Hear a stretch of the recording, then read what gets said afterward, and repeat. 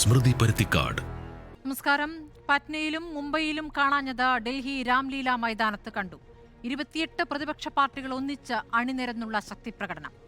ഒന്നിച്ചില്ലെങ്കിൽ ഉള്ള അപകടം തിരിച്ചറിഞ്ഞുള്ള കൂടിച്ചേരൽ. കേജ്രിവാളിനെ അഴിക്കുള്ളിലാക്കിയതിനെതിരെ നടന്ന പ്രതിഷേധ പരിപാടി പ്രതിപക്ഷത്തിന്റെ ശക്തിപ്രകടനമായോ? പുതിയ ഭാരതത്തിനായുള്ള കേജ്രിവാളിന്റെ സന്ദേശം വായിച്ച സുനിത കേജ്രിവാൾ ആപ്പിന്റെ 6 വാഗ്ദാനങ്ങളും പ്രസംഗത്തിൽ നിരത്തി. 400 കടക്കാൻ മാച്ച് ഫിക്സിംഗ് അല്ലാതെ മോദിക്ക് മുന്നിൽ വേറെ വഴിയില്ലെന്ന് രാഹുൽ പറയുമ്പോൾ മുഴുവൻ അഴിമതിക്കാരെയും അഴിക്കുള്ളിലടയ്ക്കുമെന്ന യുപിയിലെ മീററ്റിൽ നടത്തിയ പ്രസംഗത്തിൽ മോദിയും പറയുന്നു. ലോക്തന്ത്ര ബച്ചാവോ, ഭ്രഷ്ടാചാർ ഹഠാവോ. ജനം കേൾക്കുക ഏത് ശബ്ദം.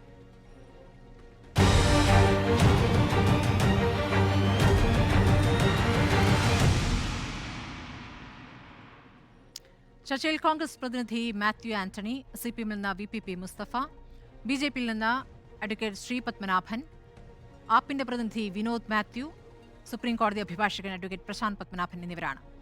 ആദ്യം ശ്രീ മാത്യു ആന്റണി, ഈ പാറ്റ്നയിലും മുംബൈയിലും കാണാത്ത ഐക്യം ഇപ്പോൾ രാംലീല മൈതാനത്ത് കാണുകയായിരുന്നു. ഇങ്ങനെ ഒരുമിച്ചില്ലെങ്കിലുള്ള അപകടം തിരിച്ചറിഞ്ഞുള്ള കൂടിച്ചേരലാണോ? ഈ ഐക്യം ഈ തെരഞ്ഞെടുപ്പിൽ പ്രതീക്ഷിക്കാമോ? സ്മൃതി, ഇത് ഇന്ത്യക്ക് വേണ്ടിയിട്ടുള്ളൊരു കൂടിച്ചേരലാണ്. കാരണം ഒരു ഗുണ്ടാ ഭരണകൂടമാണ് ഇപ്പോൾ ഇന്ത്യയെ ഭരിക്കുന്നത്. അവരെന്ത് പറയുന്നു അതിന് നേരെ വിപരീതമായിട്ടാണ് അവർ ചെയ്യുന്നത്. നേരത്തെ കാണിച്ചു പ്രധാനമന്ത്രി മോദി അഴിമതിക്കെതിരെ പ്രസംഗിച്ചു എന്നുള്ളത്. 2 കാര്യങ്ങൾ ഞാനിവിടെ സൂചിപ്പിക്കാൻ ആഗ്രഹിക്കുന്നു. ഒന്ന്, 2013 ആദിത്യ ബിർളയുടെ ഓഫീസിൽ ഒരു ഇൻകം ടാക്സ് റെയ്ഡ് നടന്നു. അതിൻ്റെ അകത്ത് ഇമെയിലിൽ വന്ന കാര്യങ്ങൾ സാക്ഷ്യപ്പെടുത്തിക്കൊണ്ട് ആദിത്യ ബിർളയുടെ ചീഫ് അക്കൗണ്ട്സ് മാനേജർ സക്സേനയും അവരുടെ ഗ്രൂപ്പ് എക്സിക്യൂട്ടീവ് വൈസ് പ്രസിഡന്റ് അമിതാഭും ഇൻകം ടാക്സിന്റെ അസസ്മെന്റ് ഓഫീസേഴ്സ് ആയിട്ടുള്ള അങ്കിത പാണ്ഡെയും RD വർമ്മയും കൂടി സെക്ഷൻ 137 പ്രകാരം ഒപ്പുവെച്ച് സാക്ഷ്യപ്പെടുത്തിയ പത്രത്തിന്റെ അകത്ത് 40 കോടി രൂപ ക്യാഷ് ആയിട്ട് കൊടുത്തത് അന്നത്തെ ഗുജറാത്ത് മുഖ്യമന്ത്രി നരേന്ദ്രമോദിക്കാണ്. 25 കോടി കൊടുത്തത് അന്നത്തെ മധ്യപ്രദേശ് മുഖ്യമന്ത്രി ശിവരാജ് സിംഗ് ചൗഹാനാണ്. അതേപോലെ തന്നെ സഹാറയുടെ മാർകോം എന്ന കമ്പനിയിലും ഇൻകം ടാക്സ് റെയ്ഡ് 2014 നടത്തി. 9 തവണയായിട്ട് നരേന്ദ്രമോദിക്ക് 40 കോടി രൂപ കൊടുത്തു. ശിവരാജ് ചൗഹാന് 10 കോടി രൂപ കൊടുത്തു. എക്സൽ ഷീറ്റിൽ ഈ 2 കേസിലും എക്സൽ ഷീറ്റിൽ പിന്നെ എഴുതി വെച്ചതിലും ഇമെയിലിലും ആയിട്ട് എത്ര രൂപ എവിടെ വെച്ച് എന്ന് ആർക്ക് ആര് എവിടെ വെച്ച് കൊടുത്തു എന്നുള്ളത് വളരെ വ്യക്തമായിട്ട് സാക്ഷ്യപ്പെടുത്തിയിട്ടുള്ളതാണ്. 2014 കേസ് നമ്മൾ ആരെങ്കിലും കേട്ടിട്ടുണ്ടോ? ഇത്രയും വലിയ അഴിമതി കേസിൽ 2016 ഇൻകം ടാക്സ് സെറ്റിൽമെന്റ് അതിന് പെട്ടെന്ന് വിധി പറഞ്ഞു, ആ കേസ് ഇല്ലാതാക്കി.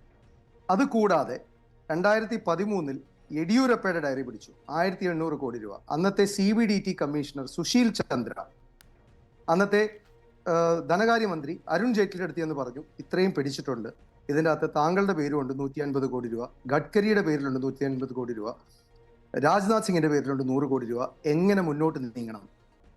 അരുൺ ജെയ്റ്റ്ലി അന്ന് ആ സമയത്ത് കർണാടകയുടെ ഇൻചാർജ് ആയിരുന്നു. ഒരു അന്വേഷണവും ഉണ്ടായില്ല. ഇവിടെ ആരാണ് അഴിമതിക്കാർ? അഴിമതിക്കെതിരെ പോരാടുമെന്ന് പറയുന്ന BJP പച്ചയായിട്ടുള്ള നഗ്നമായിട്ടുള്ള സത്യമാണ് ജനങ്ങളുടെ അടുത്തുനിന്ന് മറച്ചു വെക്കുന്നത്. എന്നിട്ട് പൊള്ളയായിട്ടുള്ളൊരു പ്രചരണം. ഇവിടെ ഇന്ത്യ എന്ന രാജ്യത്തെ ഭരണഘടന അപകടം നേരിടുകയാണ്. അതുകൊണ്ട് തന്നെയാണ് ഇന്ത്യ അലയൻസിൽ നിന്ന് നിങ്ങൾ ശ്രദ്ധിച്ചിട്ടുണ്ടാവും, TMCയുടെ ഡെറക് ഒബ്രെയ്നും പറഞ്ഞു, ഞങ്ങൾ ഇന്ത്യ അലയൻസിൽ ഉണ്ട്, ഇപ്പോഴും ഉണ്ട്, നാളെയും ഉണ്ടായിരിക്കും. അവര് സീറ്റ് വിഭജനത്തിൽ നമ്മുടെ കൂടെ വന്നിട്ടില്ല, എങ്കിലും അവർ നമ്മുടെ കൂടെ ഉണ്ട്. എന്തുകൊണ്ടെന്ന് വെച്ച് കഴിഞ്ഞാൽ പ്രത്യക്ഷമായിട്ടുള്ള രാഷ്ട്രീയ വിരോധങ്ങൾ സംസ്ഥാന തലങ്ങളിൽ ഉണ്ടെങ്കിൽ പോലും ദേശ നന്മയ്ക്കായിട്ട്, ദേശ സുരക്ഷയ്ക്കായിട്ടാണ് ഈ ഇന്ത്യ ഘടകകക്ഷി മുന്നണികൾ ഒരുമിച്ച് വന്നേക്കുന്നത്. ഈ 2 മുഖ്യമന്ത്രിമാരെ ഇപ്പൊ അറസ്റ്റ് ചെയ്തേക്കുന്നത് PMLA വകുപ്പ് പ്രകാരമാണ്. അതിൽ ജാമ്യം കിട്ടാനായിട്ട് വളരെ ബുദ്ധിമുട്ടാണ്. ഇതെല്ലാം ഒരു ക്രൂര നിഗൂഢത നിറഞ്ഞു നിൽക്കുന്ന സംഭവങ്ങളിലാണ് ഇവരെല്ലാം അറസ്റ്റ് ചെയ്തേക്കുന്നത്. അതായത് പ്രതിപക്ഷത്തെ ദുർബലപ്പെടുത്താനായിട്ടാണ് ഇവർ ചെയ്യുന്നത്. ഇതാണ് എനിക്ക് പറയാനുള്ളത്. ശരി, അഡ്വക്കേറ്റ് ശ്രീ പത്മനാഭൻ, താങ്കൾക്ക് മറുപടി നൽകാം.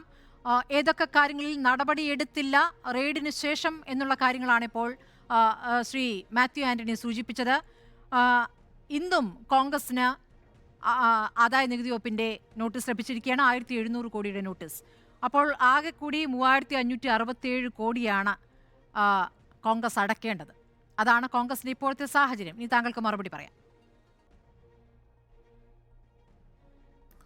അല്ല, ഇതിൽ ഞങ്ങൾക്കൊന്നും പറയാനില്ല. നാളെ സുപ്രീം കോടതിയിൽ കേസ് വരികയാണ്, കോൺഗ്രസിൻ്റെ ഇൻകം ടാക്സ് കേസ്. സുപ്രീം കോടതി പറഞ്ഞോട്ടെ, ഞങ്ങൾക്കെന്താ. അത് ഇൻകം ടാക്സും കോൺഗ്രസും തമ്മിലുള്ള വിഷയമാണ്. സുപ്രീം കോടതിയുടെ മുമ്പാകെ എത്താൻ കാരണം എന്താ? ഡൽഹി ഹൈക്കോടതിയിൽ കോൺഗ്രസിന് ഒരു അനുകൂല വിധിയും ലഭിച്ചില്ല. കോൺഗ്രസിൻ്റെ ഹർജി തള്ളി. അതുകൊണ്ടല്ലേ സുപ്രീം കോടതിയിലെത്തി. ഇനി സുപ്രീം കോടതി തീരുമാനിച്ചോട്ടെ. പിന്നെ റാലി നടത്തിയത്, ആ റാലിയിൽ എത്ര ആളുണ്ടെന്ന് ഞങ്ങൾക്കറിയാം. പ്രധാനമന്ത്രിയുടെ മീററ്റ് റാലിയിൽ പങ്കെടുത്തതിൻ്റെ പകുതി ആൾ പോലും ആ റാലിയിൽ പങ്കെടുത്തിട്ടില്ല. അതാണ് റിപ്പോർട്ട്. പ്രധാനമന്ത്രി ഉത്തർപ്രദേശിലെ പശ്ചിമ യുപിയിലെ ഒരു ഡിവിഷനാണ് മീററ്റ്. ആ മീററ്റിൽ പ്രധാനമന്ത്രി സംഘടിപ്പിച്ച, അല്ലെങ്കിൽ BJPയും RLDയും, കാരണം അത് ജാട്ട് മേഖലയാണ്. അജിത് സിംഗിൻ്റെ, പഴയ ചൗധരി ചരൺ സിംഗിൻ്റെ മകൻ അജിത് സിംഗിൻ്റെ മകൻ ജയന്ത് ചൗധരി നടത്തുന്ന RLDയും ഞങ്ങളും തമ്മിൽ സഖ്യമാണ്. ആ സഖ്യത്തിൽ ഞങ്ങൾ നടത്തിയ റാലിയിൽ അവിടെ മീററ്റിൽ പങ്കെടുത്ത പകുതി ആൾ പോലും ഇന്ന് രാംലീല മൈതാനിൽ വന്നിട്ടില്ല. പിന്നെ ഞങ്ങൾ എന്തിനാണ് ഈ റാലീനെയൊക്കെ പേടിക്കുന്നത്? പിന്നെ റാലിയൊക്കെ നടത്തട്ടെ. ഈ രാജ്യത്തൊരു തെരഞ്ഞെടുപ്പ് നടക്കുകയല്ലേ, ഭരണപക്ഷവും പ്രതിപക്ഷവും ഒക്കെ റാലി നടത്തുക, അതൊക്കെ സ്വാഭാവികമാണ്.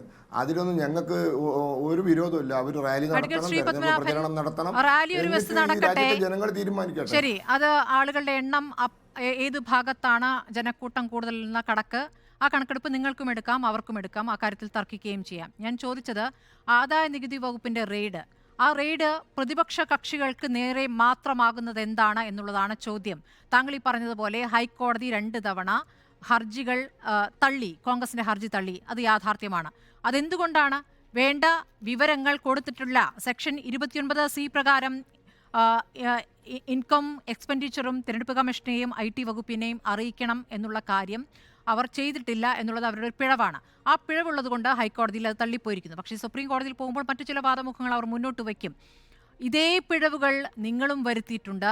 നിങ്ങളെ സംബന്ധിച്ചും 4600 കോടി പിഴയടക്കേണ്ട കണക്ക് അത് തിരഞ്ഞെടുപ്പ് കമ്മീഷൻ പുറത്തുവച്ച വിവരങ്ങളുടെ അടിസ്ഥാനത്തിലാണ് പറയുന്നത്. അപ്പോൾ നിങ്ങൾക്ക് പിഴ വേണ്ട, കോൺഗ്രസ് പിഴയടയ്ക്കണം. നിങ്ങൾക്ക് പിഴ വേണ്ട, CPI പിഴയടയ്ക്കണം. നിങ്ങൾക്ക് പിഴ വേണ്ട, CPM പിഴയടയ്ക്കണം. നിങ്ങൾക്ക് പിഴ വേണ്ട, തൃണമൂൽ പിഴയടയ്ക്കണം. ആ അനീതിയെക്കുറിച്ച് താങ്കളൊന്ന് വിശദീകരിക്കും. ഇവിടെ ഞാൻ മനസ്സിലാക്കിയിടത്തോളം 2 പാർട്ടികൾക്കാണ് ഇൻകം ടാക്സിൻ്റെ നോട്ടീസ് വന്നത്. ഒന്ന് കോൺഗ്രസിനും CPIക്കും. ഈ CPI എന്ന പാർട്ടിയെ കൊണ്ട് ഞങ്ങൾക്ക് ഒരു ബുദ്ധിമുട്ടില്ലാത്ത പാർട്ടിയാണ്. നിങ്ങളിപ്പോൾ കോൺഗ്രസിനെ ആണല്ലോ നിങ്ങൾ രാഷ്ട്രീയം ആരോപിക്കുന്നത്. ഞങ്ങൾക്ക് CPI കൊണ്ട് എന്ത് ബുദ്ധിമുട്ടാണുള്ളത്? കഴിഞ്ഞ തെരഞ്ഞെടുപ്പിൽ ഞങ്ങൾക്ക് 303 സീറ്റുണ്ട്. അതിലൊരു സീറ്റ് പോലും തോൽപ്പിക്കാൻ ഇടതുപക്ഷം മുഴുവൻ വിചാരിച്ചാലും നടക്കില്ല. എവിടെയും ഇടതുപക്ഷം ഇല്ല ഈ 303 സീറ്റിൽ. അതുകൊണ്ട് CPI ഒന്നും രാഷ്ട്രീയമായി വേട്ടയാടേണ്ട ഒരാവശ്യവും ഞങ്ങൾക്കില്ല. 2 പാർട്ടികൾക്കാണ് ഞാൻ മനസ്സിലാക്കിയിടത്തോളം ഇൻകം ടാക്സിൻ്റെ നോട്ടീസ് പോയത്. റെയ്ഡൊന്നും അല്ല, നോട്ടീസാണ്. അത് കൃത്യമായി കണക്ക് കൊടുക്കാത്തതിനാണ്. അത് ഇന്ത്യയിലെ മുഴുവൻ പ്രതിപക്ഷ പാർട്ടികൾക്കും വന്നു എന്നെങ്ങനെയാണ് പറയുക? അതുകൊണ്ട് കൃത്യമായ കണക്ക് കൊടുക്കണം.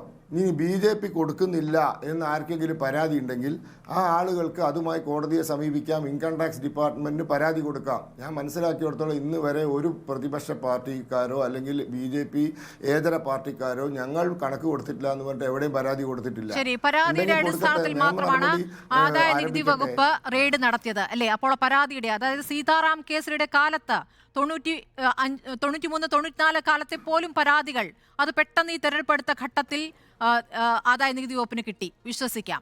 ശ്രീ VPP മുസ്തഫ, പരാതി നൽകാത്തത് എന്ത് എന്നുള്ളതാണ് നിങ്ങൾക്ക് നേരെയുള്ള ചോദ്യം. ഇനി CPMഉം CPI ചീള് പാർട്ടികൾ, നിങ്ങളൊന്നും കണക്കിലേ ഇല്ല. അപ്പുറത്ത് കോൺഗ്രസിന് കോടികളുടെ കണക്ക് പറയുന്നു, കോൺഗ്രസ് ഒരു പ്രതിയോഗിയാണെന്ന് അവർ സമ്മതിക്കുന്നു.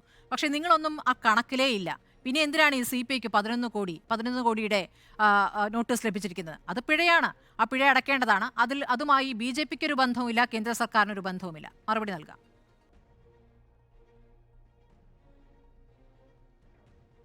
ഈ BJP പ്രതിനിധി ഏതോ ലോകത്തിരുന്ന് സംസാരിക്കുകയാണ്. നമ്മുടെ കൺമുന്നിൽ യാഥാർത്ഥ്യങ്ങളില്ലേ? എത്ര ഭീകരമായ നിലയിലുള്ള വേട്ടയാണ് പ്രതിപക്ഷത്തിനെതിരെ നടത്തിക്കൊണ്ടിരിക്കുന്നത്. നേരത്തെ തന്നെ ആരംഭിച്ചതാണ്. തെരഞ്ഞെടുപ്പിന്റെ മൂർധന്യത്തിലെത്തിയപ്പോൾ അത് അങ്ങ് ഇന്റൻസിഫൈ ചെയ്യല്ലേ, അങ്ങേയറ്റം ഊർജിതമായ നിലയിൽ സകല ഏജൻസികളെയും കയറൂരി വിടുകയല്ലേ. ഇതൊന്നും കേന്ദ്ര സർക്കാർ അറിയാതെ, അതിന്റെ രാഷ്ട്രീയ നേതൃത്വം അറിയാതെ ഈ ഉദ്യോഗസ്ഥന്മാർ രാജ്യത്ത് കാര്യങ്ങൾ നേരെ ചൊവ്വേ നടക്കാൻ വേണ്ടി നടത്തുന്നതാണ്. അങ്ങനെയാണെങ്കിൽ സ്മൃതി പറഞ്ഞതുപോലെ എന്തേ BJPയുടെ ഓഫീസുകളിലേക്കോ BJPയുടെ നേതാക്കളുടെ പിറകിലേക്കോ അന്വേഷണങ്ങൾ പോകാത്തത്? ഇലക്ട്രൽ ബോണ്ട് കേസിൽ തന്നെ വന്ന ഒരു കാര്യമില്ലേ? ആന്ധ്രാപ്രദേശിലെ BJPയുടെ MP കോൺഗ്രസ് ഭരിക്കുന്ന സംസ്ഥാനത്ത് പോയിട്ട് ഹിമാചൽ പ്രദേശിൽ പോയിട്ട് കൈക്കൂലി കൊടുക്കുകയല്ലേ? അവിടെ കോൺഗ്രസിന് ഇലക്ട്രൽ ബോണ്ട് വാങ്ങിച്ചു കൊടുക്കുകയല്ലേ? എന്തേ പോകാത്തത് നിങ്ങളുടെ EDO നിങ്ങളുടെ ഇൻകം ടാക്സും ഒന്നും? ഇവിടെ ആന്റണി മാത്യു പറഞ്ഞല്ലോ എന്തുമാത്രം ഭീകരമായ അഴിമതികളുടെ കഥകളുണ്ട്. പഴയത് മാത്രമല്ലാന്നേ, ഇപ്പോഴത്തത് പോലും. നിങ്ങൾ അങ്ങനെ രാജ്യത്ത് ഏതെങ്കിലും നിലയിൽ കാര്യങ്ങൾ നേരെ ചൊവ്വേ നടത്താൻ നിൽക്കുന്ന പാർട്ടിയല്ല. നിങ്ങളുടെ ഇപ്പോഴത്തെ പ്രശ്നം എന്താ? പഴയ നരേന്ദ്രമോദി പ്രഭാവമില്ല. CPM-നെയും CPI-യെ കുറിച്ചൊക്കെ അദ്ദേഹം പറഞ്ഞല്ലോ. നരേന്ദ്രമോദിയുടെ പഴയ പ്രഭാവമില്ല. സ്മൃതി, നിങ്ങൾ നോക്കൂ, കഴിഞ്ഞ ഇലക്ഷനിലൊക്കെ ഇവർ ഉപയോഗിച്ചിരുന്ന ഒരു ടാഗ് ലൈൻ ഇല്ലേ, നമോ. എന്താ ആ നമോ എന്ന് പറയുന്ന ടാഗ് ലൈൻ ഇപ്പൊ ഉപയോഗിക്കാത്തത്? ഈ തെരഞ്ഞെടുപ്പിൽ എവിടെയും ഉപയോഗിക്കുന്നില്ലല്ലോ. മോദിക്ക് ഗ്യാരണ്ടി, വിധത്തിൽ ഇപ്പൊ മോദിയുടെ ഗ്യാരണ്ടി എന്ന് മോദി തന്നെ പറയുന്നു. എന്തോ മോദിയുടെ ഗ്യാരണ്ടി എന്ന് മോദി തന്നെ പറയുന്നു. അതാണ് ഈ അച്ചു വലിയ ആശാനാണ് എന്ന് അച്ചു തന്നെ പറഞ്ഞുകൊണ്ടിരിക്കുക. അത് സമൂഹത്തിൽ ബോധ്യപ്പെട്ടേ. നേരത്തെ അങ്ങനെ ആയിരുന്നില്ലല്ലോ. നമോ ഫാൻ എന്ന് പറയുന്നത് മോഡി ഉണ്ടാക്കിയതല്ലല്ലോ, ആളുകൾ കൂടിച്ചേർന്നുണ്ടാക്കിയതല്ലേ BJPക്ക് വേണ്ടിയിട്ട്. പക്ഷെ ഇത്തവണ മറ്റാരും പറയാതെ ഇദ്ദേഹത്തിന് തന്നെ സ്വയം പറയേണ്ടി വരികയല്ലേ, ഞാൻ വലിയ വില്ലാളി വീരനാണ് എന്ന്. എന്തൊരു വലിയ അവസ്ഥയിൽ BJP എത്തിയിരിക്കുക. നേരെ ചൊവ്വേ തെരഞ്ഞെടുപ്പ് നടത്താൻ നമ്മുടെ രാജ്യത്ത് ജനാധിപത്യ മര്യാദകൾ പാലിച്ചുകൊണ്ട് തെരഞ്ഞെടുപ്പ് കമ്മീഷനെ സുതാര്യമായി പ്രവർത്തിക്കാൻ അനുവദിച്ചുകൊണ്ട് രാജ്യത്തെ ഉദ്യോഗസ്ഥ വൃന്ദത്തെ യാതൊരു തരത്തിലും സമ്മർദ്ദത്തിലാക്കാതെ ശരിയായ നിലയിൽ ജനാധിപത്യപരമായി തെരഞ്ഞെടുപ്പ് നടത്താൻ BJP തയ്യാറുണ്ടോ? കേന്ദ്ര സർക്കാർ തയ്യാറുണ്ടോ? നിങ്ങൾ കോൺഗ്രസിന്റെയും CPM-ന്റെയും മറ്റ് ഇടതുപക്ഷ പാർട്ടികളുടെയും പ്രതിപക്ഷ പാർട്ടികളുടെയും എല്ലാം അഴിമതികൾ പിടിച്ചോ? നിങ്ങൾ ഈ തെരഞ്ഞെടുപ്പ് വരെ അതെല്ലാം മാറ്റിവെച്ച് എല്ലാ പാർട്ടികൾക്കും സ്വതന്ത്രമായി പ്രവർത്തിക്കാൻ അനുവാദം കൊടുത്ത് തെരഞ്ഞെടുപ്പ് നടത്താൻ തയ്യാറുണ്ടോ? നിങ്ങൾ പേടിച്ച് നിൽക്കുക, അങ്ങേയറ്റത്തെ ഭീതിയില്ല.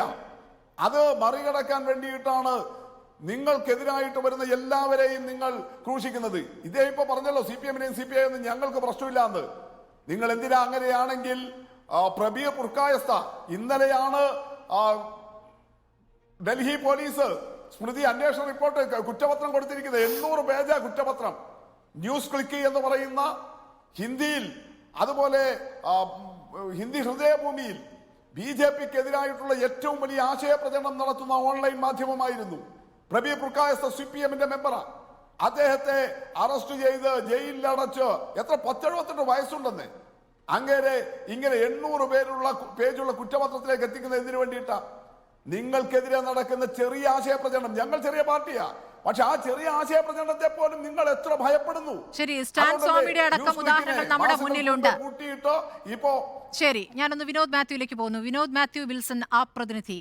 വിനോദ്, ഇപ്പോൾ ഇന്ന് രാംലീല മൈതാനത്ത് കണ്ട വലിയ റാലി, ആ റാലി കേജ്രിവാളിന്റെ അറസ്റ്റിനെതിരെയുള്ള പ്രതിഷേധ പരിപാടിയായിരുന്നെങ്കിലും അതിനപ്പുറമുള്ള ഐക്യപ്പെടലേക്ക് വന്നിരിക്കുന്നു. അതിൽ ലോക് തന്ത്ര ബച്ചാവോ എന്നാണ് ആ റാലിക്ക് പേരിട്ടിരിക്കുന്നത്. നിങ്ങൾക്ക് ഈ ഐക്യപ്പെടൽ ഏത് രൂപത്തിൽ മുന്നോട്ട് കൊണ്ടുപോകാനാകും? ഇപ്പോൾ കേജ്രിവാളിന്റെ ഫോണിലെ രേഖകൾ പിടിച്ചെടുക്കാനായി ആപ്പിളിന്റെ സഹായം തേടിയിരിക്കുകയാണ് ED. അതിലേക്ക് എത്തിയിരിക്കുന്നു.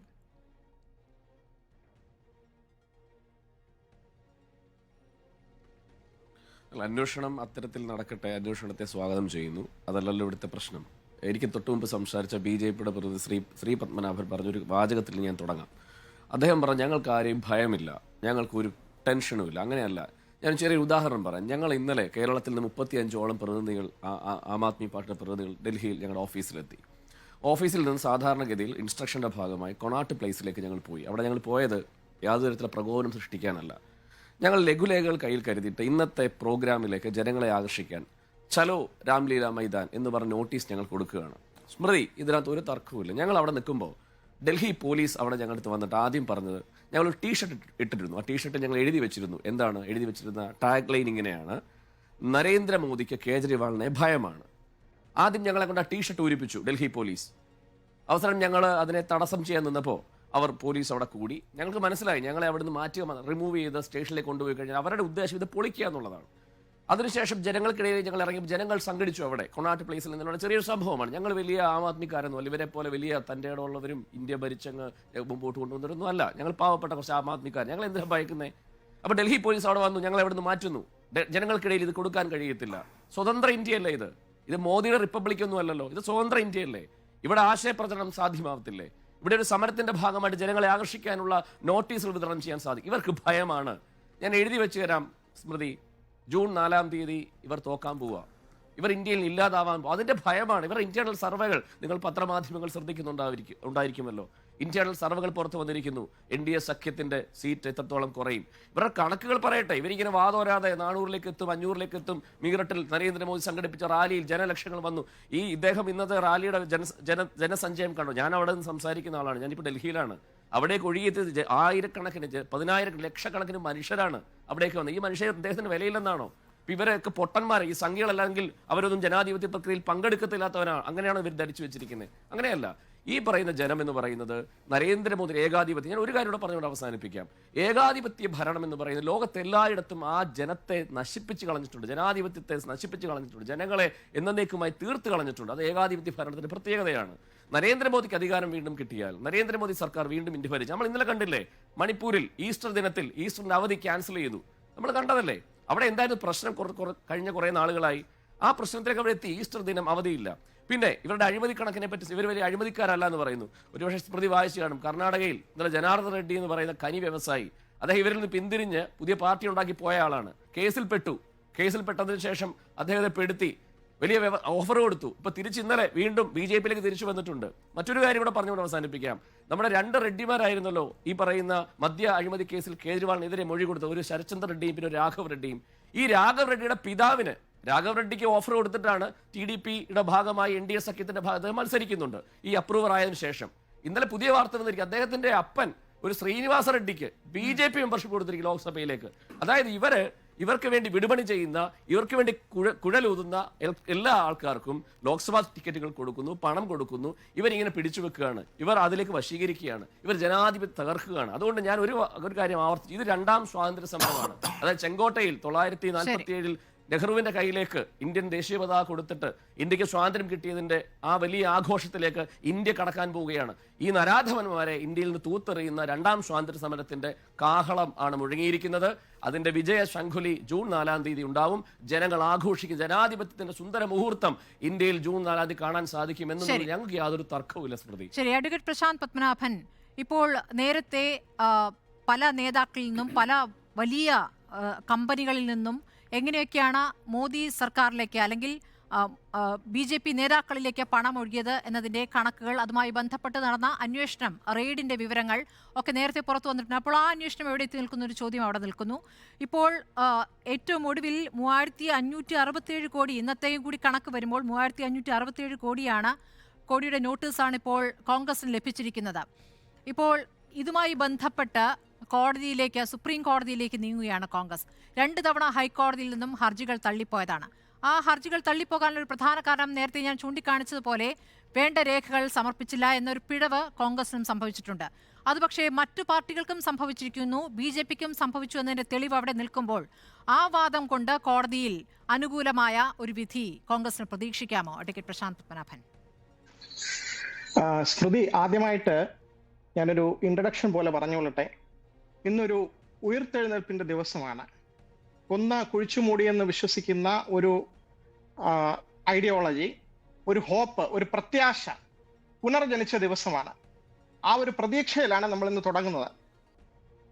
പിന്നെ കൃത്യമായ നിയമം മാത്രം പറയുമ്പോൾ അതില് കുറച്ച് രാഷ്ട്രീയ കാര്യങ്ങൾ വരുന്നത് ക്ഷമിക്കണം. കാരണം ഈ ലോയും പൊളിറ്റിക്സും അത്രയ്ക്ക് ഇന്റർ കണക്റ്റഡ് ആണ്. അതില് പ്രിൻസ്റ്റൺ യൂണിവേഴ്സിറ്റിയുടെ വെബ്സൈറ്റിൽ പറയുന്നത് law is an essential tool of governmental action. അതായത് ഗവൺമെന്റിനെ, സൊസൈറ്റിയെ നിയന്ത്രിക്കാൻ വേണ്ടിയുള്ള ഒരു ഉപകരണമാണ് നിയമം. ആ നിയമത്തിൽ കൂടി തന്നെയാണ് ഗവൺമെന്റിനെ റെസ്ട്രിക്ട് ചെയ്യുന്നതും. അതുകൊണ്ട് ഈ നിയമവും രാഷ്ട്രീയവും തമ്മിൽ അഭേദ്യമായ ഒരു ബന്ധമുണ്ട്. അത് നമ്മൾ ഈ ഇൻകം ടാക്സ് നോട്ടീസ് കൊടുത്തത് ശരിയാണോ, ഇൻകം ടാക്സ് എവൈഡ് ചെയ്തിട്ടുണ്ടോ എന്നുള്ള ചോദ്യങ്ങൾക്ക് വളരെ ലളിതമായ ഒരു ഉത്തരം സാധ്യമല്ല. ഇതില് നോക്കേണ്ടത് എന്ത് നിയമമാണ് ഇവരെ കൊണ്ടുവരാൻ ശ്രമിക്കുന്നത്. കാരണം നിയമം എപ്പോഴും ധാർമ്മികമായിരിക്കണമെന്നില്ല. അതിനൊരു ഉദാഹരണം പറയാം. Apartheid was legal. Holocaust was legal, slavery was legal, colonialism was legal, legality is a matter of power not justice. ഇത് പറഞ്ഞത് ജോസ് ആന്റണിയോ വെഗാസ് എന്ന് പറഞ്ഞ പുലിസർ പ്രൈസ് വിന്നിംഗ് ആയിട്ടുള്ള ഒരു ജേർണലിസ്റ്റ് ആണ് പറഞ്ഞത്.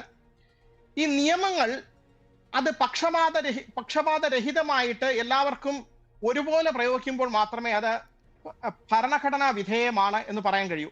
അല്ലാതെ നിയമം നടപ്പാക്കുന്നു എന്ന് തോന്നുന്ന രീതിയിൽ സെലക്റ്റീവായിട്ട് ചിലരെ മാത്രം തെരഞ്ഞു പിടിച്ച് പ്രതിപക്ഷത്തിന്റെ പ്രവർത്തനം നിലയ്ക്കുന്ന രീതിയിൽ ഇലക്ഷന് തൊട്ടു മുമ്പ് ഇതുപോലുള്ള അതോറിറ്റികളെ ഉപയോഗിച്ച് ഒരു ഗവൺമെന്റ് പ്രവർത്തിക്കുകയാണെങ്കിൽ അത് നിയമത്തിന്റെ ദുരുപയോഗം എന്ന് പറയേണ്ടി വരും. അതിന്റെ മെറിറ്റിലേക്ക് ഞാൻ കടക്കുന്നില്ല. എത്ര പണം അടയ്ക്കാനുണ്ട്, അത് ചിലപ്പോൾ ഒരു ഫൈൻ അടച്ചു കഴിഞ്ഞാൽ തീരുന്ന പ്രശ്നമാണോ, അതോ ഈ ഒരു സമയത്ത് ഇത് ഇൻവോക്ക് ചെയ്തത് ഇത്ര ബിലേറ്റഡ് ആയിട്ട് ഇത് വീണ്ടും പുനഃപരിശോധിക്കുന്നത് ശരിയാണോ എന്നൊക്കെ ഉള്ളത് കോടതിയുടെ തീരുമാനമായിരിക്കും.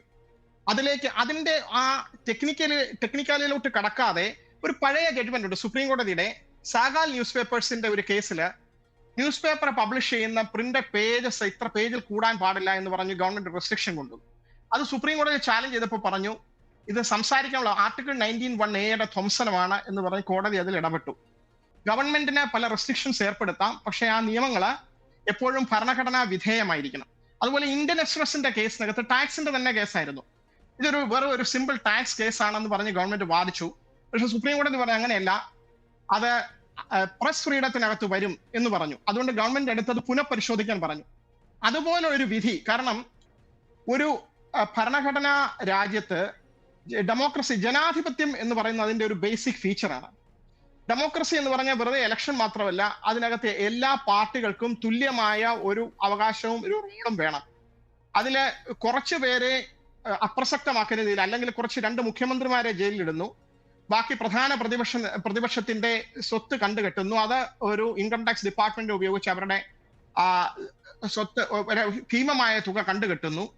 ഇതൊക്കെ ഇലക്ഷന് തൊട്ടു മുമ്പ് ഒരു ഗെയിം തുടങ്ങിക്കഴിഞ്ഞു കഴിഞ്ഞാൽ അതിന്റെ റൂൾസ് ചേഞ്ച് ചെയ്യാറില്ല, റഫറിയെ മാറ്റാറില്ല. ഇവിടെ സംഭവിച്ചത് എന്താണ്, ഈ തെരഞ്ഞെടുപ്പ് അടുക്കുന്ന സമയത്ത് ഇലക്ഷൻ കമ്മീഷണറെ മാറ്റുന്നു. ഇതിനകത്ത് ഈ പഴയ കാര്യങ്ങൾ ഇൻവോക്ക് ചെയ്ത് ഇൻകം ടാക്സ് ഇൻവോക്ക് ചെയ്യുന്നു, ചീഫ് മിനിസ്റ്റർ അറസ്റ്റ് ചെയ്യുന്നു, വീണ്ടും ഇത് മൊബൈൽ പരിശോധിക്കാൻ പോവുകയാണെന്ന് പറയുന്നു.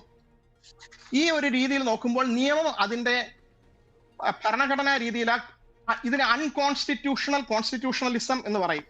അതായത് നിയമം നടപ്പാക്കുന്നു എന്ന് പ്രത്യക്ഷത്തിൽ തോന്നിക്കുന്ന രീതിയിൽ പ്രവർത്തിക്കുന്നത് ഒരു പാർട്ടിക്ക് മാത്രം ബെനിഫിറ്റ് കിട്ടുന്ന രീതിയിലാണ്. ഇത് കോടതിയിലേക്ക് വന്നു കഴിഞ്ഞാൽ തീർച്ചയായിട്ടും ചോദ്യം ചെയ്യപ്പെടും. നമ്മൾ 2024 തന്നെ നടന്ന ചില കാര്യങ്ങൾ നോക്കുക. ഈ തെരഞ്ഞെടുപ്പ് വർഷത്തില് രാം മന്ദിർ ഉദ്ഘാടനം ചെയ്യുന്നു, സിറ്റിസൺഷിപ്പ് അമെന്റ്മെന്റ് ആക്ട് നടപ്പാക്കാൻ തുനിയുന്നു ഗവൺമെന്റ്, അതിപ്പോൾ നടപ്പാക്കാൻ പോവുകയാണ്. 3 ക്രിമിനൽ നടപടി നിയമങ്ങൾ പെട്ടെന്ന് പാസ്സാക്കി എടുത്തിട്ട് ജൂലൈ 1 മുതൽ നടപ്പാക്കാൻ വരുന്നു. പിന്നെ ഇപ്പോൾ കണ്ട ഒരു ന്യൂസ്, ഇലക്ട്രൽ ബോണ്ട് ജഡ്ജ്മെന്റ് വരുന്നതിന് തൊട്ട് മുമ്പ് ഗവൺമെന്റ് 10,000 കോടിയുടെ ഇലക്ട്രൽ ബോണ്ട് ഇഷ്യൂ ചെയ്യാൻ ഇരിക്കുകയായിരുന്നു എന്നൊരു ന്യൂസ് വരുന്നു. അപ്പൊ ഇങ്ങനെ നോക്കുമ്പോൾ, അതുപോലെ വേറൊരു കാര്യം കുറച്ച് മുമ്പ് നടന്നാണ് രാഹുൽ ഗാന്ധിക്കെതിരെയുള്ള ഒരു കേസ്. ആ കേസ് സുപ്രീം കോടതിയാണ് ക്വാഷ് ചെയ്തത്. അത് സ്റ്റേ ചെയ്ത് രാഹുൽ ഗാന്ധിക്ക് വീണ്ടും MP ആയിട്ട് തുടരാൻ കഴിഞ്ഞത്. മഹുവ മൊയ്ത്രയ്ക്കെതിരെ ഒരു കേസ് വരുന്നു. മഹുവ മൊയ്ത്രയെ പാർലമെന്ററി സമിതിയിൽ വിളിച്ച് വരുത്തി എന്തെല്ലാം വ്യക്തി അധിക്ഷേപമൊക്കെ നടത്തിയത് നമ്മൾ കണ്ടു. ഇലക്ഷൻ കമ്മീഷണർമാരുടെ അപ്പോയിന്റ്മെന്റ് സംബന്ധിച്ച് സുപ്രീം കോടതി വിധി ഓവർറൂൾ ചെയ്യുന്നു. കേരളത്തിന് അർഹമായ വിഹിതം കിട്ടാൻ വേണ്ടി സുപ്രീം കോടതിയിലേക്ക് പോകേണ്ട ഒരു സ്ഥിതി വരുന്നു. നാളെ ഇതിന്റെ ജഡ്ജ്മെന്റ് വരുന്നു. തമിഴ്നാട്ടിലെ ഗവർണർ ഒരു മന്ത്രിയെ, ചീഫ് മിനിസ്റ്റർ റെക്കമെൻഡ് ചെയ്യുന്ന ഒരു മന്ത്രിയാക്കാതെ മാറി നിൽക്കുന്നു. സുപ്രീം കോടതി അവസാനം വാൺ ചെയ്യുകയാണ്, ഞങ്ങൾ ആ കൺവിക്ഷൻ സ്റ്റേ ചെയ്തിട്ടും ഗവർണർ ഇദ്ദേഹത്തെ മന്ത്രിയാക്കുന്നില്ല, അപ്പം എന്ത് ഭരണഘടന ആണ് ഇദ്ദേഹം ഫോളോ ചെയ്യുന്നതെന്ന് ചോദിച്ച് അങ്ങനെ ഒരു ശക്തമായ സ്റ്റാൻഡ് എടുത്തു കഴിഞ്ഞപ്പോഴാണ് ഗവർണർ ഇത് ചെയ്യുന്നത്. അപ്പോൾ നമ്മൾ നോക്കിക്കഴിഞ്ഞാൽ ഏത് രീതിയിലാണ് ഭരണത്തിലിരിക്കുന്നവര് ഭരണഘടനാ പ്രതിബദ്ധത കാണിക്കുന്നത്? ഈ നിയമം നടപ്പാക്കുന്നു എന്ന് പറയുമ്പോൾ അത് എങ്ങനെയാണ് നടപ്പാക്കുന്നത്? വൺ സൈഡഡ് ആയിട്ട് നടപ്പാക്കിക്കൊണ്ടിരിക്കുകയാണോ? ആർക്കാണ് ഇത് ബെനിഫിറ്റ് ചെയ്യുന്നത്? സുപ്രീം കോടതി തീർച്ചയായിട്ടും ഇടപെടുമെന്നാണ് എനിക്ക് തോന്നുന്നത്. അതിലുപരിയായിട്ട് ജനങ്ങളുടെ ഇടയിൽ നേരത്തെ ഭിന്നിച്ചു നിന്നിരുന്ന പ്രതിപക്ഷ കക്ഷികളെല്ലാം കൂടി ഒരുമിക്കുമ്പോൾ, നേരത്തെ പറയാറുണ്ടായിരുന്ന 60% വോട്ട് BJPക്ക് ഇല്ല, അതെല്ലാം കൂടി ഒരുമിക്കുകയാണെങ്കിൽ അത് വളരെ വലിയൊരു ശുഭപ്രതീക്ഷയാണ് ഇന്നത്തെ ദിനം നൽകുന്നത്. ശരി, ശ്രീ പത്മനാഭൻ, താങ്കൾക്ക് വിശദമായി മറുപടി നൽകാം. എല്ലാവരും എതിരഭിപ്രായങ്ങളാണ് പറഞ്ഞിട്ടുള്ളത്. താങ്കൾക്ക് അതിന് മറുപടി നൽകാം. നിയമം നടപ്പാക്കുമ്പോൾ നിങ്ങൾക്ക് അതിൽ എക്സംഷൻ ലഭിക്കുകയാണ്, അതെന്തുകൊണ്ട് എന്നുള്ള ചോദ്യമാണ് വിവിധ പ്രതികരണങ്ങളായി ഇപ്പോൾ വന്നിട്ടുള്ളത്? താങ്കൾക്ക് മറുപടി നൽകാം. ഇത് ഡൽഹി പ്രദേശ് കോൺഗ്രസ് കമ്മിറ്റിയുടെ ലെറ്റർ പാഡിൽ അതിൻ്റെ അധ്യക്ഷൻ 3/6/2022 ഡൽഹി പോലീസ് കമ്മീഷണർക്ക് കൊടുത്ത പരാതിയാണ്.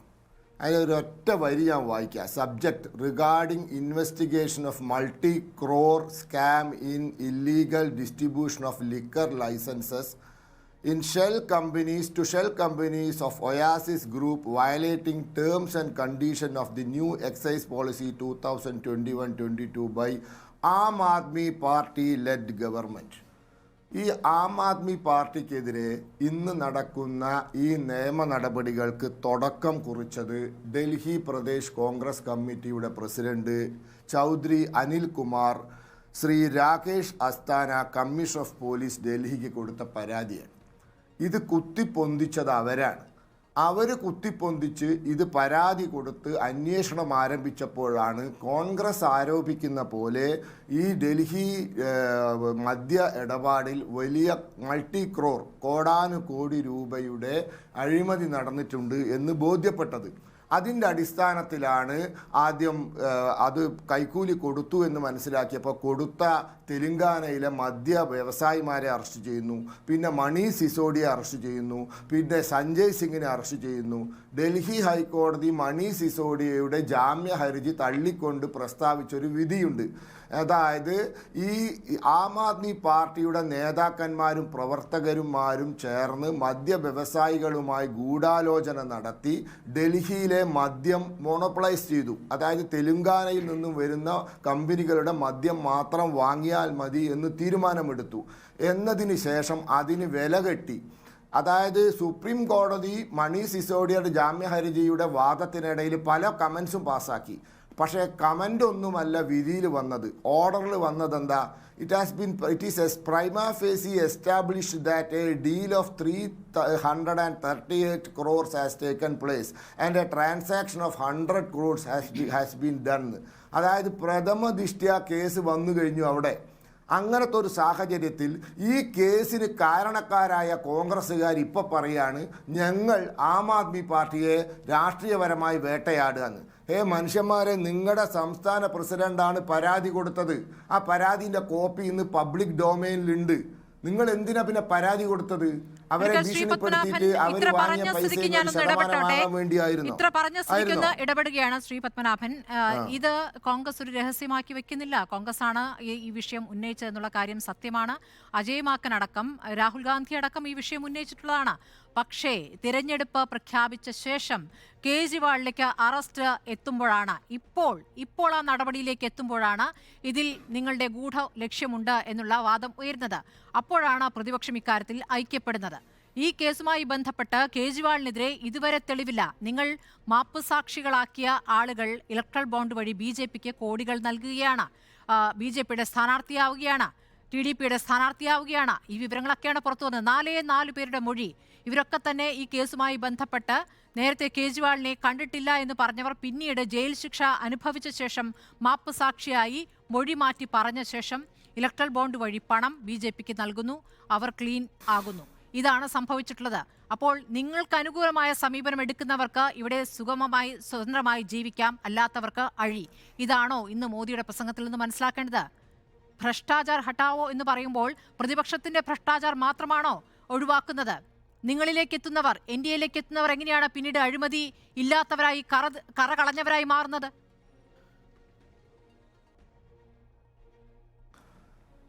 ആരൊക്കെ ആർക്കൊക്കെ എത്രയൊക്കെ പൈസ കൊടുത്തു ഇലക്ട്രൽ ബോണ്ട് വഴി എന്നുള്ള ഒരു കടലാസും പുറത്തു വന്നിട്ടില്ല. ഊഹാപോഹങ്ങളാണ്. ആരൊക്കെ ആർക്കൊക്കെ എത്ര കൊടുത്തു എന്ന് സുപ്രീം കോടതിയുടെ സമർപ്പിച്ചത് പുറത്തു വന്നിട്ടില്ല. വന്നിട്ടില്ല. ദയവ് ചെയ്ത് ഇടപെടരുത്. നിങ്ങൾ 4-5 പേര് പ്രസംഗിച്ചപ്പോൾ ഞാൻ മിണ്ടാതിരുന്നതാണ്. അതല്ല അലമ്പാക്കാനാണെങ്കിൽ ഞാനും റെഡിയാണ്. ആരൊക്കെ എന്ന് അത് പുറത്തു വന്നിട്ടില്ല. ഇന്നെന്ന ആൾക്കാർ ഇത്ര രൂപ കൊടുത്തു, ഇന്നെന്ന പാർട്ടിക്ക് ഇത്ര രൂപ കിട്ടി, ഇതാണ് പുറത്തു വന്നത്. കോൺഗ്രസിന് 1600 കിട്ടി, തൃണമൂലിന് 1400, മറ്റേ BJDക്ക് 1400 കിട്ടി, മറ്റവർക്ക് 1200 കിട്ടി. ഈ 1200 ആരുടെ പൈസയാണ് എന്ന് വന്നിട്ടില്ല. ഇത് പുറത്തു വിട്ടിട്ടില്ല സുപ്രീം കോടതി ഇന്ന് വരെ. പുറത്തു വിടാത്ത ഇവിടെ ഇരുന്നിട്ട് പറയാണ് ഞങ്ങൾക്ക് ഇന്ന ആള് തന്നു, മറ്റവർക്ക് ഇന്ന ആള് കൊടുത്തു എന്ന്. ഇത് ഇത് വന്നിട്ട് നമുക്ക് സംസാരിക്കാം.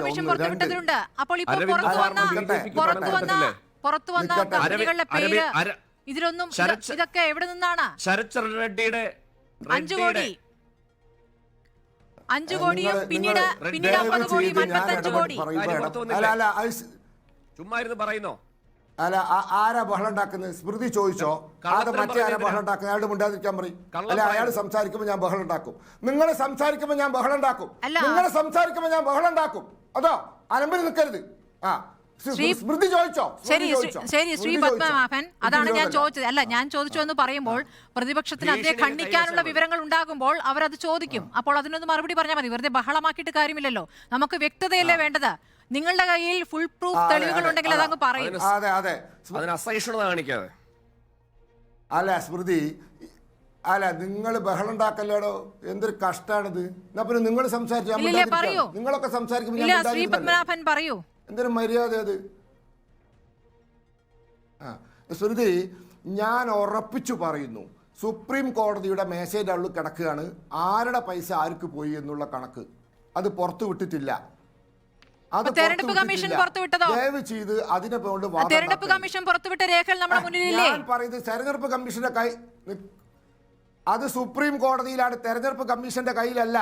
ഇത് സുപ്രീം കോടതിയാണ്. State bank and supreme court. ഇത് സുപ്രീം കോടതി സ്റ്റേറ്റ് ബാങ്ക് തമ്മിലുള്ള വിഷയം. നിങ്ങൾ മിണ്ടല്ല, ഞാൻ പറയട്ടെ. അല്ല പിന്നെ നിൽക്കട്ടെ. ഇനി ഞാൻ പറയാം. ഇവിടെ ഇലക്ട്രൽ ബോണ്ട് വാങ്ങിയെന്ന് പറയുന്നു. BJP മാത്രമാണ് ഇലക്ട്രൽ ബോണ്ട് വാങ്ങിയത്. അങ്ങനെയല്ല.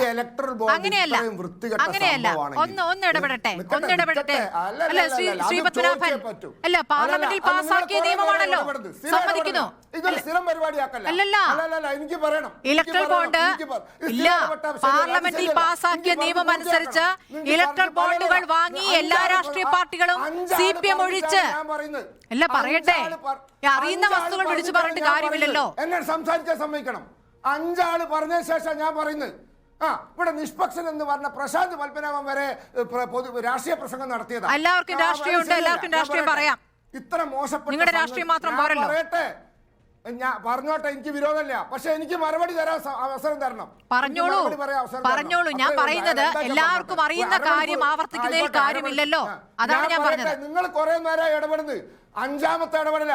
ഇത് ശരിയല്ല. 5ാമത്തെ ഇടപെടല. ഞാൻ പറയട്ടെ, അത് ശരിയല്ല. ഇത് ഇങ്ങനെ സ്ഥിരമായിട്ട് ഇടപെട്ട കാര്യം നടക്കൂല.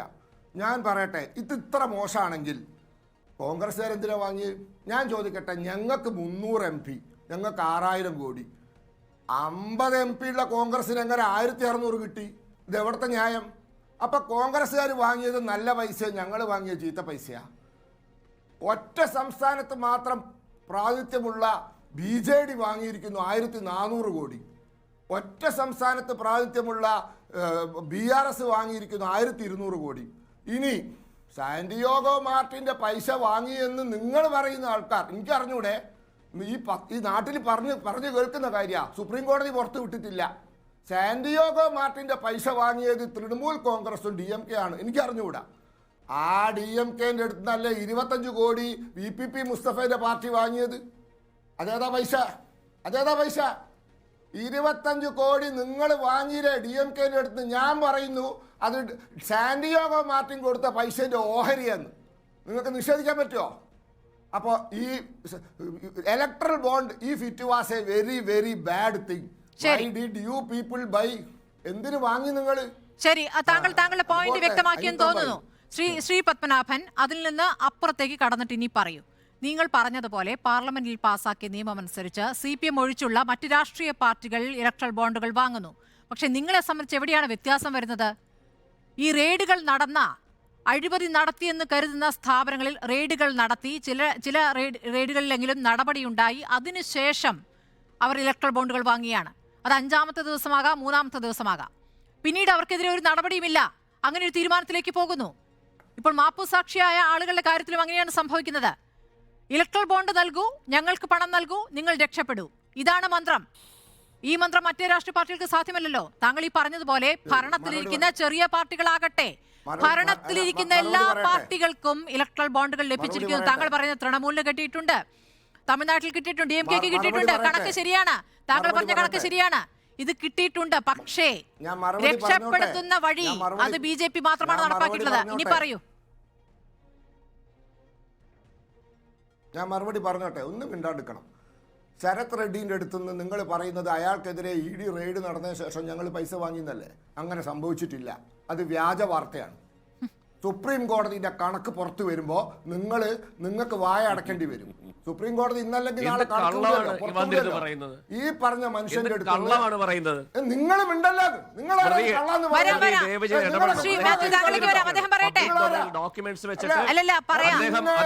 പൈസ കട്ട് ജയിലിൽ കിടക്കുന്ന അരവിന്ദ് കെജ്രിവാളിന്റെ ആള്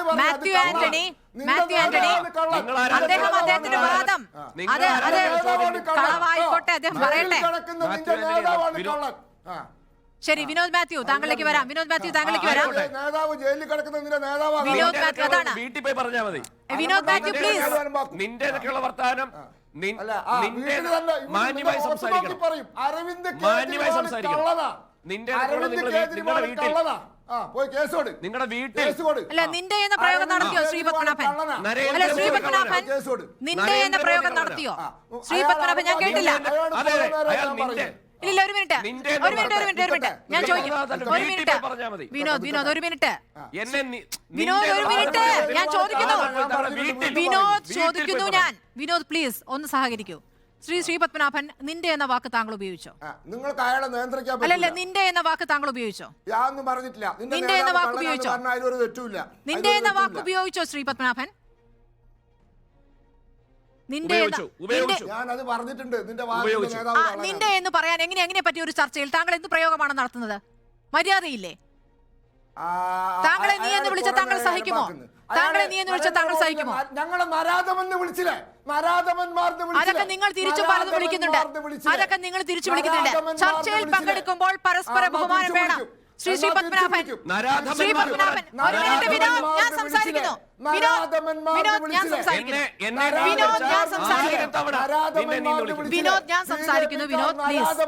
വിളിച്ചില്ലേ? നരാധമന്മാർ എന്ന ഒരു രാഷ്ട്രീയ പാർട്ടിയെ വിളിച്ചെങ്കിൽ നിങ്ങൾ തിരിച്ചും പലതും വിളിച്ചിട്ടുണ്ട്. ഒരു മിനിറ്റ് ശ്രീ പത്മനാഭൻ, ഈ ചർച്ചയിൽ നീ എന്ന പ്രയോഗം പറ്റില്ല.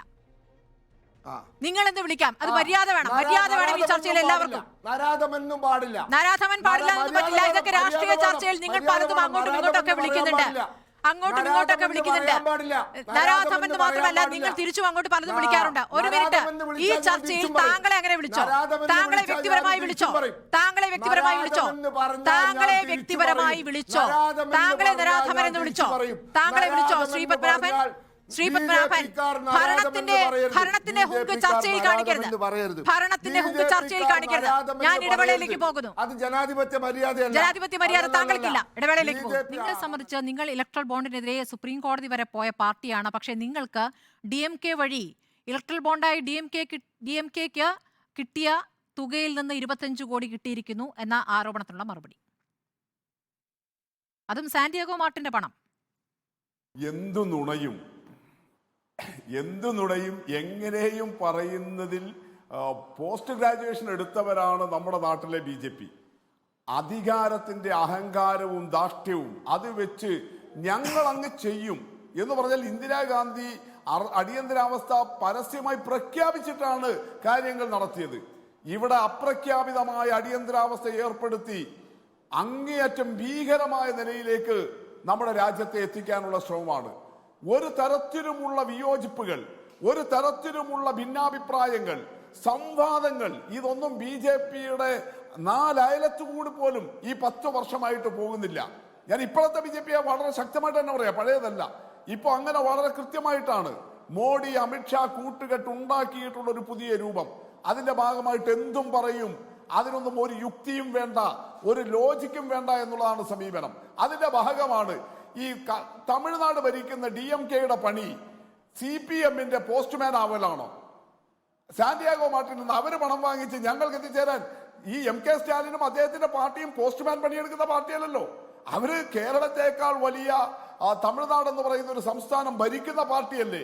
അവർക്ക് എന്തിനാ അവിടെ താരതമ്യേന ചെറിയ പാർട്ടിയായിട്ടുള്ള CPM-ന് ഇങ്ങനെ പോസ്റ്റ്മാൻ പണിയെടുത്ത് പൈസ തരേണ്ട കാര്യമുള്ളത്? CPM ഇവിടെ ഒരു സംസ്ഥാനം തന്നെ ഭരിക്കുന്ന പാർട്ടിയല്ലേ. ഒരു പഞ്ചായത്ത് തെരഞ്ഞെടുപ്പിൽ പോലും മത്സരിക്കാത്ത മഹാരാഷ്ട്ര ഗോമന്തക് പാർട്ടിക്ക് പോലും ഇലക്ട്രൽ ബോണ്ട് ലഭിച്ചിട്ടുണ്ട്. അപ്പൊ പിന്നെ ഞങ്ങൾക്ക് എന്തെങ്കിലും പ്രയാസമുണ്ടോ ഇന്ത്യയിൽ ലഭിക്കാൻ? അപ്പൊ ഞങ്ങളുടേതൊരു നിലപാടാണ്, ഒരു ആദർശമാണ്. ഞങ്ങളത് വാങ്ങിച്ചിട്ടില്ല. പക്ഷെ BJP അതാണോ? നിങ്ങൾ RSSന്റെ പാരമ്പര്യവും കേഡർ സ്വഭാവവും പറഞ്ഞിട്ട്, നിങ്ങൾ കോൺഗ്രസ് കാലത്തെ അഴിമതിയെ കുറിച്ച് പറഞ്ഞിട്ട് ഓർഗനൈസ്ഡ് ലൂട്ടിംഗ് അല്ലേ നിങ്ങൾ നടത്തിയിരിക്കുന്നത്? ഈ രാജ്യത്തിന്റെ സകല സമ്പത്തും കൊള്ളയടിച്ചു കൊണ്ടുപോവുകയല്ലേ നിങ്ങൾ ചെയ്യുന്നത്? എന്നിട്ട് ഇവിടെ അദ്ദേഹം പറയുകയാണ് കള്ളന്മാരാണ് ഞങ്ങൾ പിടിച്ചിരിക്കുന്നത്. നിങ്ങളുടെ മഹാരാഷ്ട്ര ഉപമുഖ്യമന്ത്രി ആരാ? ശ്രീ പത്മനാഭ, നിങ്ങളൊന്ന് പറഞ്ഞ.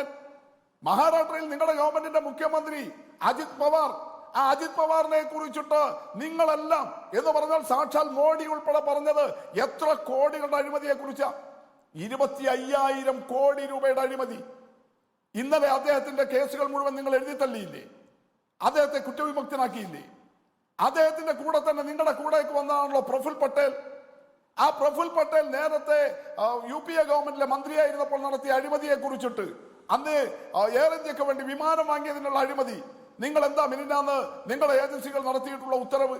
നിങ്ങളല്ലേ പറഞ്ഞത് പ്രഫുൽ പട്ടേൽ അഴിമതിക്കാരനാണെന്ന്? നിങ്ങളല്ലേ കൊണ്ടുപോയി പരാതി കൊടുത്തത്? നിങ്ങളുടെ അന്വേഷണ ഏജൻസികളല്ലേ അന്വേഷിച്ചത്? നിങ്ങളുടെ കൂടെ വരുമ്പോൾ അദ്ദേഹം കുറ്റവിമുക്തനായില്ലേ? ആരാ? അശോക് ചവാൻ. ഇന്ത്യയുടെ പ്രതിരോധ സേനയുമായി ബന്ധപ്പെട്ട ആദർശ് ഫ്ലാറ്റ് കുംഭകോണം, ആ ആദർശ് ഫ്ലാറ്റ് കുംഭകോണത്തിലെ മുഖ്യപ്രതിയായ അശോക് ചവാൻ നിങ്ങളുടെ കൂടെ വന്നപ്പോ പരിശുദ്ധനായി മാറിയില്ലേ? നിങ്ങൾ നോക്ക്, ഈ ബംഗാളിലെ തപസ്, അദ്ദേഹത്തെ കുറിച്ച് നിങ്ങൾ എന്തുമാത്രം അഴിമതി ആരോപണങ്ങൾ പറഞ്ഞു. ജനുവരിയിൽ ഈ ജനുവരിയിൽ 2024 ജനുവരിയിൽ ED അദ്ദേഹത്തെ റെയ്ഡ് നടത്തിയതാ സ്മൃതി. പക്ഷെ മാർച്ചിൽ അദ്ദേഹം BJP-യിൽ ചേർന്നതോടുകൂടി പ്രശ്നങ്ങൾ ഇല്ലാതായി. ഇനി ഇപ്പൊ നോക്കി നിങ്ങൾ DLF, പ്രിയങ്ക ഗാന്ധിയുടെ ഭർത്താവ് റോബർട്ട് വധേയുമായിട്ട് ബന്ധമുള്ള DLF-നെതിരായ അന്വേഷണം എന്തായി? ശ്രീ C പത്മനാഭ, എന്തേ അത് മുരടിച്ചു പോകുന്നത്? എന്തേ അത് നടക്കാത്തത്? നിങ്ങൾക്ക് ഈ ഇലക്ട്രൽ ബോണ്ടിലൂടെ DLF-ൽ നിന്ന് 75 കോടി BJP-യുടെ അക്കൗണ്ടിലേക്ക് വന്നപ്പോഴല്ലേ? നിങ്ങൾ എന്നിട്ട് പറയുന്നു ഒരു രേഖയും പുറത്തുവിട്ടില്ല.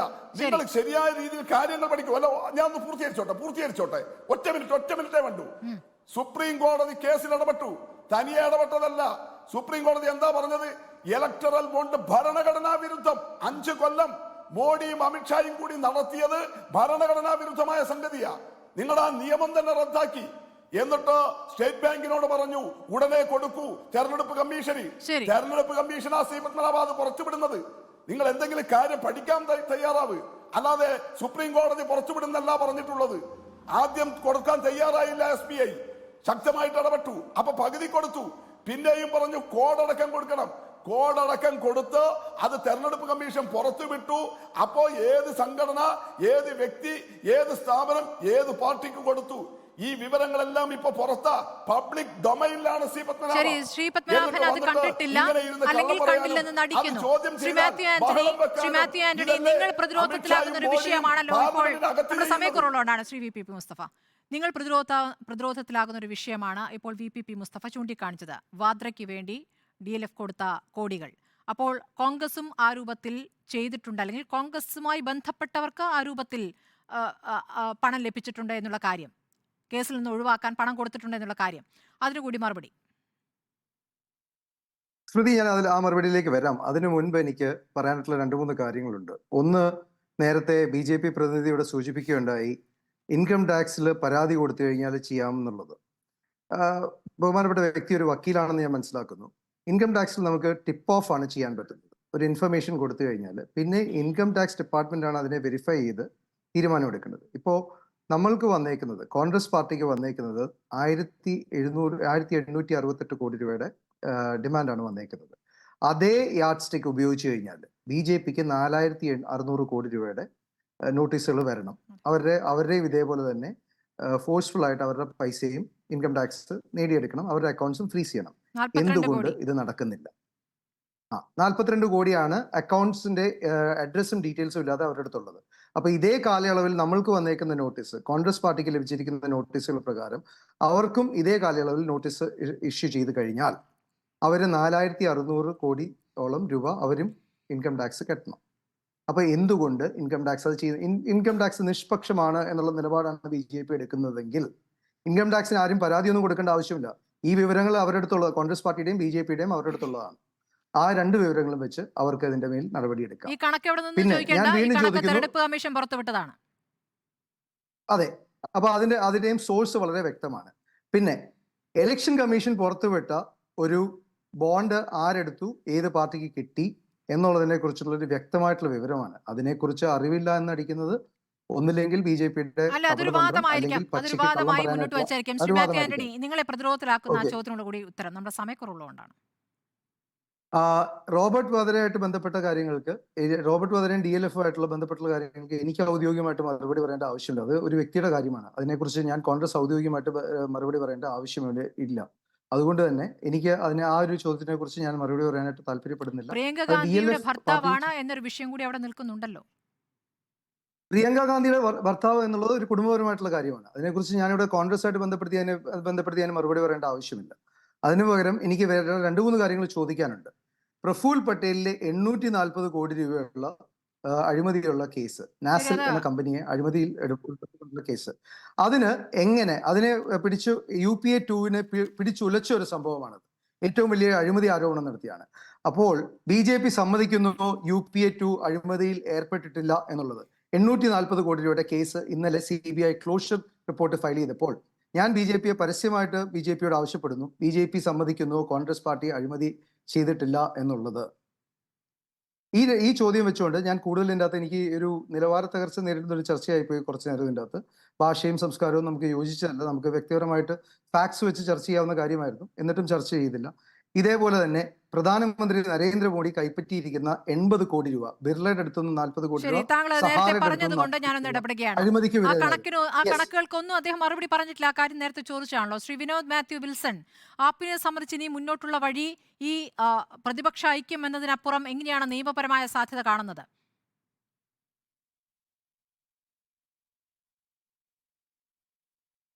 തീർച്ചയായിട്ടും അതിനകത്ത് നിയമപരമായ സാധ്യത, ഇവരുടെ ആഗ്രഹം ഈ ഗവൺമെന്റിനെ എന്നേക്കുമായി പിരിച്ചുവിട്ട് ഇവിടെ രാഷ്ട്രപതി ഭരണം കൊണ്ടുവരിക എന്നുള്ളതാണ് ഇവരുടെ ആഗ്രഹം. അതുമായി ബന്ധപ്പെട്ട് ഹൈക്കോടതിയിൽ ഒരു സ്വകാര്യ ഹർജി വന്നു, അത് കോടതി തള്ളി. അതിനുശേഷം എക്സിക്യൂട്ടീവിൻ്റെ ഭാഗം കഴിഞ്ഞ ദിവസം നമ്മൾ ചർച്ചയിൽ പറയുകയുണ്ടായി. അത്തരത്തിലുള്ള നിയമ പോരാട്ടം നടക്കും. പക്ഷേ ഇവിടുത്തെ ഏറ്റവും വലിയ ഒരു പ്രശ്നം ജനാധിപത്യത്തെ എന്നേക്കുമായി ഇല്ലാതാക്കുന്ന ഒരു സാധ്യതയാണ്. സ്മൃതി, എനിക്ക് ഒരു അവസരം തരികയാണെങ്കിൽ എനിക്കൊരു ചോദ്യം ശ്രീ പത്മനാഭനോട് ചോദിക്കാനുണ്ട്. അത് വിട്ടുകളയരുത്. കാരണം ഞാൻ പബ്ലിക് ഡൊമൈനിൽ കഴിഞ്ഞ കുറേ ദിവസങ്ങളായി പലരും ആവർത്തിച്ച് BJP പ്രതിനിധികളോട് ചോദിച്ച ഒരു ചോദ്യത്തിൻ്റെ ഭാഗമാണ്. അതുകൊണ്ട് സമയം കിട്ടുകയാണെങ്കിൽ എനിക്ക് സമയം തരണം. ഒന്ന്, ഈ വിഷയം മാത്രമല്ല, അതായത് ഖാലിസ്ഥാൻ തീവ്രവാദികളുടെ കയ്യിൽ നിന്ന് പണം വാങ്ങിച്ചു, അതായത് മദ്യ അഴിമതിയെ പറ്റി പറയുന്നതിൻ്റെ കൂട്ടത്തിൽ ഇവർ കേജ്രിവാളിനെതിരെ ഉന്നയിക്കുന്ന മറ്റൊരു ആരോപണം, പല വാട്സപ്പ് ഗ്രൂപ്പുകളും ചർച്ചകളും ഇത് വരുന്നുണ്ട്. അത് ഖാലിസ്ഥാൻ തീവ്രവാദിയാണ്, ചാരനാണ്, പാകിസ്ഥാൻ ഏജന്റാണ് എന്നൊക്കെ പറഞ്ഞുള്ള ചർച്ചകൾ വരുന്നുണ്ട്. എന്തിനെ പറ്റിയാണ് പറയുന്നത്? അതായത് ബുള്ളർ എന്ന് പറയുന്ന ഒരു ഖാലിസ്ഥാൻ തീവ്രവാദിയെ മോചിപ്പിക്കുന്നതിൻ്റെ ഭാഗമായി 133 കോടി രൂപ കേജ്രിവാൾ വാങ്ങിച്ചു എന്നാണ് ആരോപണം. സ്മൃതി, പബ്ലിക് ഡൊമൈനിലുള്ള ഒരു കത്ത്, ഒരു നോട്ടീസ് ഉണ്ട്. അത് അങ്ങേക്ക് ശ്രീ പത്മനാഭൻ എന്ന് പറയുന്ന BJP പ്രതിനിധിക്ക് അറിയുമോ എന്ന് എനിക്കറിയത്തില്ല.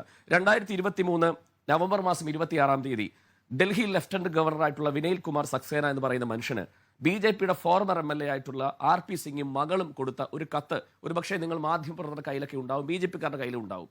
അതിൽ അവർ പറഞ്ഞിരിക്കുന്നത് ഗുരു നാനാക്ക് ജയന്തിയുമായി ബന്ധപ്പെട്ട് 161 കോൺസ്റ്റിറ്റ്യൂഷന്റെ ഭാഗമായി ഒരു ഹ്യൂമാനിറ്റേറിയൻ കൺസിഡറേഷൻ കൊടുത്തുകൊണ്ട് ഈ ബുള്ളറെ, അതായത് കേജ്രിവാൾ മോചിപ്പിക്കാൻ ശ്രമിച്ചു, പണം വാങ്ങി എന്ന് പറയുന്ന ബുള്ളറെ മോചിപ്പിക്കണം എന്നാവശ്യപ്പെട്ടുകൊണ്ട് BJPയുടെ മുൻ MLAയും സ്പോക്സ് പേഴ്സണും മകളും കൂടെ ചേർന്ന് വിനയ് കുമാർ സക്സേനയെ പോയി കണ്ട ഒരു കത്ത് കൊടുത്തിട്ടുണ്ട്. ആ കത്ത് എല്ലാ സോഷ്യൽ മീഡിയയിലുമുണ്ട്.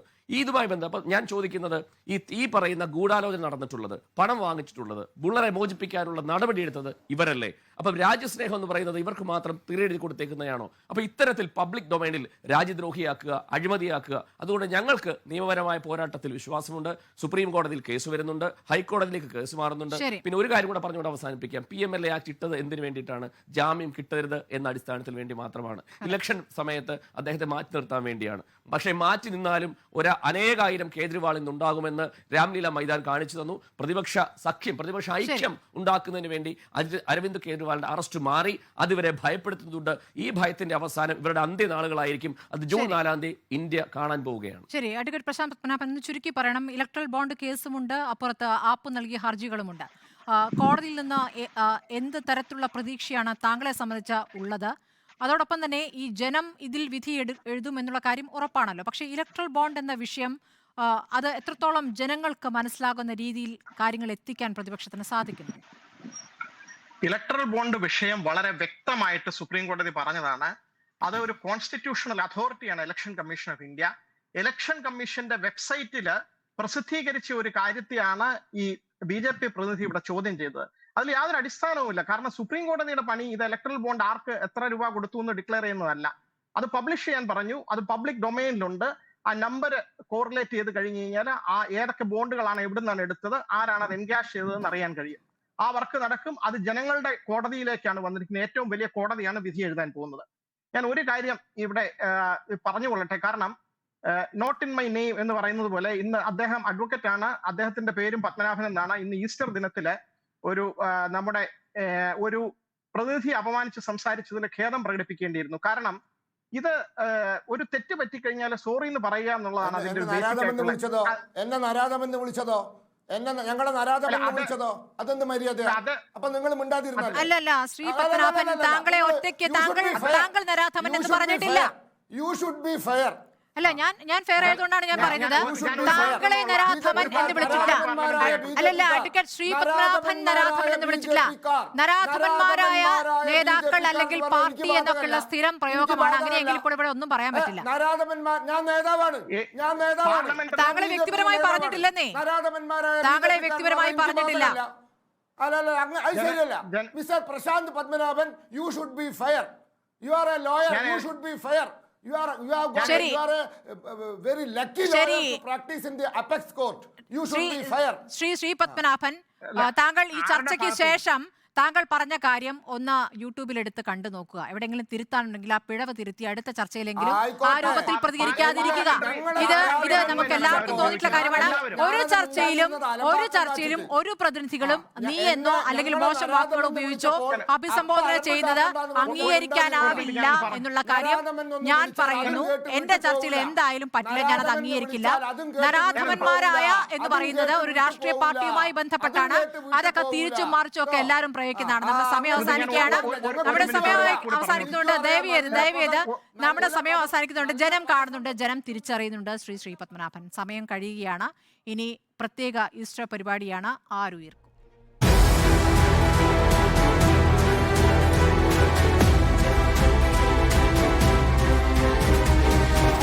ഡിബേറ്റ് വിത്ത് സ്മൃതി പരുത്തിക്കാട്.